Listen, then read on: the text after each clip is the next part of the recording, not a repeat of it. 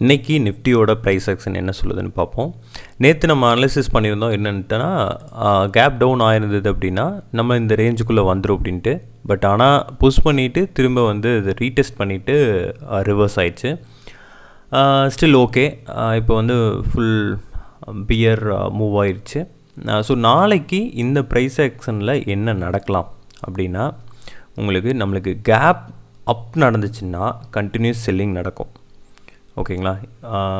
Maybe gap up ஆனால் எவ்வளோ தூரத்தில் ஆகலான்னா, இந்த ஏரியாவில் கேப் அப் ஆச்சுன்னா இதுக்கு கீழே வந்து நம்மளுக்கு வந்து செல்லிங் ப்ரெஷர் இருக்கும். இன்கேஸ் கேப் டவுன் அப்படின்னா நம்மளுக்கு அங்கேருந்து பையிங் நடக்கும். ஸோ கேப் டவுன் அப்படின்னா மைட் பி இந்த ரேஞ்சில் கூட கேப் டவுன் நடக்கலாம். நடந்துச்சுன்னா உங்களுக்கு இந்த கேப்பை ஃபில் பண்ணிவிட்டு அதுக்கப்புறம் மார்க்கெட் ரேஞ்சில் போயிடும். ஸோ இந்த ரேஞ்சில் இந்த ஜோனில் நடந்தால் இந்த மாதிரி இன்கேஸ் இங்கே ஓப்பன் ஆச்சுன்னா இது என்ன ஆகும்னா ரிவர்ஸ் ஆகாது. இதுக்கப்புறம் இதை ரீடெஸ்ட் பண்ணிவிட்டு இங்கே வந்து நமக்கு செல்லிங் ஜோன் வாய்ப்பு இருக்குது. 2600 செல்லிங் ஜோன் செல் பண்ணுறதுக்கான வாய்ப்பு இருக்குது. ஸோ இந்த ஏரியாவில் பார்த்திங்கன்னா பையிங் ஜோன். இன்கேஸ் வந்து நம்மளுக்கு இங்கே வந்து ஓப்பன் ஆச்சு அப்படின்னா நம்மளுக்கு வந்து கண்டினியூஸ் செல்லிங் நடக்கும். அதுக்கப்புறம் இங்கே வந்து இதுக்கப்புறம் மறுபடியும் ரேஞ்ச் ஆயிரும் மார்க்கெட். ஸ்டாக்ஸு வந்து நம்ம நேற்று பார்த்தது பார்த்திங்கன்னா 3 ஸ்டாக்ஸில் 2 அவுட் பெர்ஃபார்ம் பண்ணியிருக்கு, 1 வந்து ஓரளவுக்கு பண்ணியிருக்கு. அதுக்கப்புறம் பார்த்திங்கன்னா பெல் நம்மளுக்கு வந்து எந்த ஒரு பெருசாக எதுவும் பண்ணல. ஸோ இந்த இது பார்த்திங்கன்னா இந்த ஸ்டாக் நம்ம அனலிசிஸ் பண்ண மாதிரி நல்லாவே போச்சு. நல்ல ஒரு மூமெண்ட். ஸோ இதுக்கப்புறம் மேலே போகும் அப்படின்னா இது ரெசிஸ்டன்ஸில் இருக்குது. ஸோ இதுக்கப்புறம்லாம் இதில் ட்ரேட் பண்ணிகிட்டு இருக்காதிங்க. ஸோ எம்சிஎக்ஸ் வந்து செல்லிங் போயிட்டு அதுக்கப்புறம் மறுபடியும் இதாகிடுச்சு. ஸோ நாளைக்குமே வந்து இதில் வந்து என்னென்னா ஒரு பையிங் மொமெண்டம் கிடைக்கலாம். பட் மார்க்கெட்டு எப்படி போகுதுன்னு சொல்லித்தான். கேப் டவுன் ஆகிட்டு மேபி பையிங் நடந்ததுன்னா கூட இதுலேயும் கேப் டவுன் நடந்துச்சுன்னா ஒன்றும் பண்ண முடியாது. ஸோ இதுவும் வந்து நமக்கு ட்ரேடிங்க்கு செட் ஆகாது. இது பாருங்கள், செல்லிங்க்கு சூப்பராகவே வந்து ஒர்க் ஆகிருக்குது. நம்ம வந்து அனலிசிஸ் பண்ணது நம்மளுக்கு சான்ஸ் இதில் வந்து செல் நடக்கும் அப்படின்னு சொல்லிட்டு. பட் ஆனால் மார்க்கெட்டை வந்து கேப் டவுன் ஆனதுனால ஸோ இங்கேயே நம்மளுக்கு வந்து செல்லிங் சிக்னல் கிடச்சிருச்சு. ஸோ இங்கே செல் பண்ணியிருந்தோம்னா நீட்டாக வந்து இந்த இதில் வந்து கிடச்சிருந்துருக்கும்.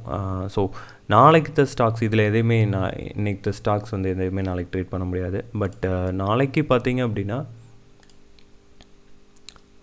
மேபி இது வந்து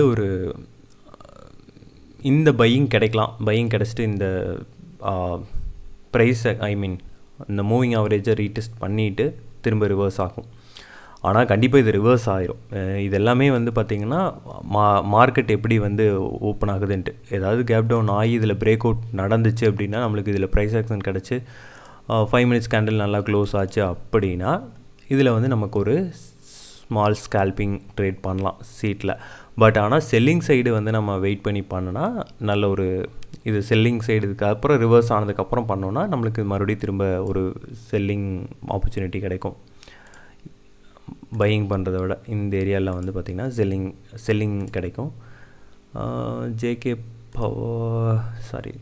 பேப்பர் இதுவுமே பார்த்திங்கன்னா மார்க்கெட் வந்து நம்மளுக்கு அப் ட்ரெண்டாக இருந்ததுன்னா இதெல்லாம் வந்து நல்ல ஒரு பையிங் ஜோன். ஸோ இந்த ஏரியா வரைக்கும் நம்மளுக்கு பையிங் கிடைக்கும். ஸோ அதுக்கப்புறம் ரிவர்ஸ் ஆகும். என்னென்னா நாளைக்கு மார்க்கெட் இது எல்லாமே பார்த்திங்கன்னா 2 மார்க்கெட் அதாவது ரெண்டு ட்ரெண்டுமே நடக்கும். பையிங் சைடும் நடக்கும், செல்லிங் சைடும் நடக்கும்.